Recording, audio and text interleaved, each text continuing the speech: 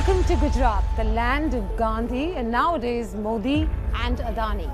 This and 6 such airports across the country are just one piece of the Gautam Adani empire. Stocks of India's Adani Group companies crashed yesterday after investment research firm Hindenburg published a report.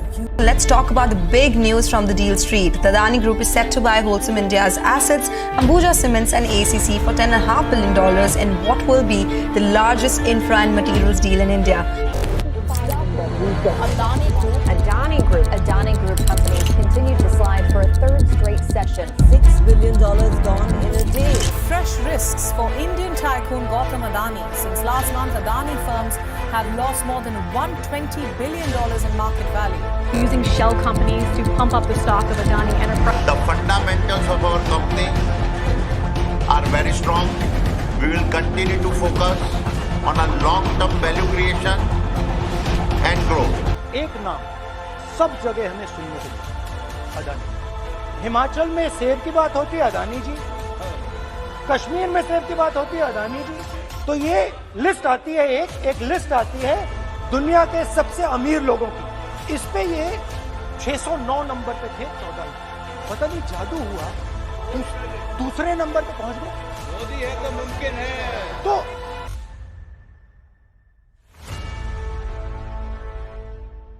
Gautam Adani is one of the most iconic businessmen in Indian business history, and his journey is so remarkable that when I personally look up to his journey, it is so fascinating that I can't even describe in words. And today, Adani Group is so big that hardly any other group is that big in India. And today, Adani Group has 7 listed companies, and these includes Adani Wilmar, which is largest palm oil importer, Adani Ports, which is India's largest port operator, Adani Total Gas, which is largest gas distributor, Adani Transmission, and lastly, we have Adani Power, which is largest private power producer, and so on. And these companies have mind-boggling contribution in India's GDP. In this video, I will be telling you about Gautam Adani's journey, how a college dropout student became Asia's richest and world's second richest person, what is Adani debt strategy that have led to huge and super fast expansion of Adani Group, what is Modi Adani saga and is it legitimate to give success of Adani Group to Modi government, or is it Gautam Adani who have made? And lastly, what are the lessons that we as a student can learn from this legendary and most iconic businessman, Gautam Adani? Now before moving on forward, if you guys have a basic rough idea about the Gautam Adani's childhood journey, you can skip to this timeline. And for the rest of the people, here is a basic childhood story of Gautam Adani. Chalo, let's start from the beginning. See guys, Gautam Adani was born on 24 June 1962 in a Gujarati family in Ahmedabad, Gujarat. He was youngest out of his 7 siblings and his parents have migrated from the town of Tharad in the northern part of Gujarat, and his father was a small textile merchant. After completing his schooling, he enrolled for a bachelor's degree in commerce at Gujarat University. But he dropped out after 2 years as he doesn't see any point in those lectures and he started finding opportunities for business. As a teenager, Adani moved to Mumbai in 1978 to work as a diamond sorter for Mahindra Brothers.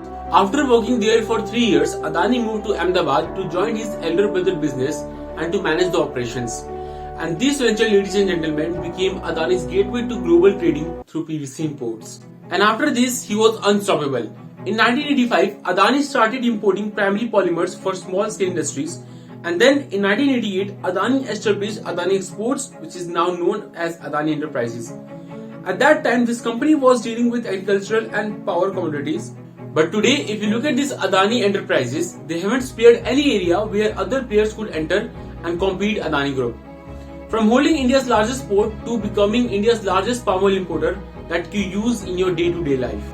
Following the year in 1994, Government of India announced a managerial outsourcing of the Mundra port. And in 1995, Adani got the contract, and sooner Adani Group company Adani Ports and SEZ became largest multi-port operator. Mundra Port is the largest private sector port in India with a capacity of holding close to 210 million tons of cargo per annum. And today, Adani Group is generating 2.3 lakh crore of revenue. Now this was a basic introduction of Gautam Adani, how he became India's legendary businessman. Now if you see guys, you will notice that Gautam Adani is buying large ventures and companies. For example, during 2018, Adani Group acquired the GMR Chhattisgarh for 5,200 crore rupees, Reliance Transmission for 12,300 crore rupees, Katakpuli Port for rupees 1,950 crores, and paid 228 crore for power line from Bikaner to Shikhar. This 1-year acquisition totals to 19,687 crore rupees. And now you all have heard that Adani Group have acquired ACC Cement and Ambuja Cement for rupees 81,000 crore, and by acquiring this, Adani Group have become second largest cement manufacturer. As a result of this acquisition, Adani Group stock price have increased to 10 to 15 folds on an average. If you look at the data, then in past 3 years, Adani Power have increased to 332%, Adani Enterprise have increased to 398%, and Adani Green have increased to 908%. And lastly, Adani Total Gas have increased to 2121%. And the thing which is more astounding is that Adani Group is not sitting on the mountain of profits, but on a huge debt. And in total, Adani Group have acquired a $24.1 billion of debt. Now, if you look at the behemoths of the Indian economy, such as Mukesh Ambani and Ratan Tata, they have extremely profitable firms like Reliance Industries and TCS. But on the other hand, Adani Group lacks a similar cash engine. And cherry on the cake, Adani Group has overtaken Ambani Group to become the second largest group as per market capitalization in India. It is just behind Tata's. While it has taken generational wealth and decades for Tata and Ambani to reach here, Adani has done it in just few years. Now, if you look at the graph and compare the EBITDA of Reliance and Tata Consultancy and Adani Ports, then there is a huge difference between these three. But now the question comes here is that, in spite of lacking a cash engine, how Adani Group have managed to increase their revenue to 2x and reduce the debt by half? And what is the genius debt strategy of Adani Group, on the basis of which banks have lended huge loans to Adani Group? So before understanding the genius debt strategy of Adani Group, we first need to understand what does pledging of share means. So suppose if Pankaj is one of my friends who runs a edtech startup named Apna Eduverse, and suppose he needs to raise funds from banks for further expansion of his business. He would raise the fund by pledging the shares of his company. And by pledging the share means transferring of shares to the lender. So suppose his company market capitalization is 10,000 crore and he owns 50% of share. Then as a promoter of the company, he would transfer his percentage of share to the bank to raise funds or to take a loan to meet business requirement, that is working capital requirement, funding for business, or raising funds for any new projects. Now let's move to the genius debt strategy of Adani. This flowchart explains Adani genius debt strategy. Now, this flowchart might look complicated to you all, but I promise you that I will explain this flowchart in most simple words. So before understanding such a complex flowchart, you first need to understand this analogy, because then only you will be able to relate, or you can easily understand the genius debt strategy of Adani Group. So now suppose Gautam Adani, who is a legendary businessman, is running Adani Enterprises, and which is listed on the stock market, whose market capitalization is 1 lakh crore, a revenue of 30,000 crore, and a profit of 5,000 crore. Now suppose if tomorrow Adani Group gets a tender of setting up a palm oil refinery in Mumbai, which costs around 75,000 crore, then do you think Adani Group will be able to make this refinery by just depending on the profit? Absolutely not, because the profit of Adani Group is just 5,000 crore and the cost of refinery is 75,000 crore, which is just impossible. But some people would say that Adani Group could take a loan from the bank, but this is not possible. Because in this case, banks would be hesitant to give out a 75,000 crore loan to Adani Enterprises with just 5,000 crore profits. And another way a firm can raise money is by pledging the shares, which I discussed earlier in this video. But it is not possible, as that would be too risky. Because the market is too dynamic, so pledging 70 to 80% of promoter share, who in this case is Adani share, is too much risky. So here comes the mind-boggling genius debt strategy of Gautam Adani. Now, Adani Enterprises is a giant enterprise under whose 3 more sister companies exist, with name Adani Wilmar, Adani Green and Adani Infra. Now, what Adani did after 2008 is he listed all the 3 companies and 4 more companies on the Indian stock market. And as the market value of this company is high, and because of its brand value, it can easily raise funds. So basically, there are 3 ways through which Adani can raise funds. Firstly, Adani will ask a loan of rupees 25,000 crore from bank, and then the bank would calculate the risk analysis, and then after that they will give a loan of rupees 25,000 crore on account of 5,000 crore profits. But still, Adani Group have to raise 50,000 crore to complete the oil refinery project. Secondly, Adani will pledge the shares of its daughter company. So in this case, Adani will pledge the shares of Adani Wilmar, suppose whose market capitalization in future would be 2,50,000 crore. So Adani will pledge 10% of its share, which will be 25,000 crore rupees. And lastly, Adani Group will buy the shares in other group firms even they are unrelated businesses. So here, Adani Infra will buy the shares of Adani Enterprises and lend out a rest of the 25,000 crore rupees. And now if you look at the instances how Adani Group funded its expansion, it will blow your mind. So before 2008, Adani Enterprises was the only company which was listed in the stock market.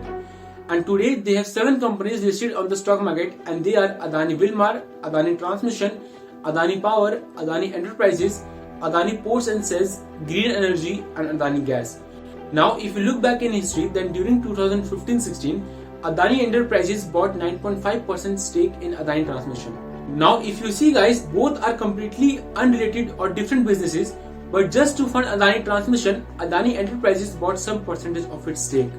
And due to this act, ladies and gentlemen, there was a peculiar change in the stock price of Adani Enterprises, whose stock price increased to 4 times in just 2 years. So now suppose if I have invested 1000 rupees in Adani Transmission, it will quadruple to rupees 4000 in just 2 years. So this is the depth strategy of Adani Group that have made Adani a giant and iconic businessman in Indian business history.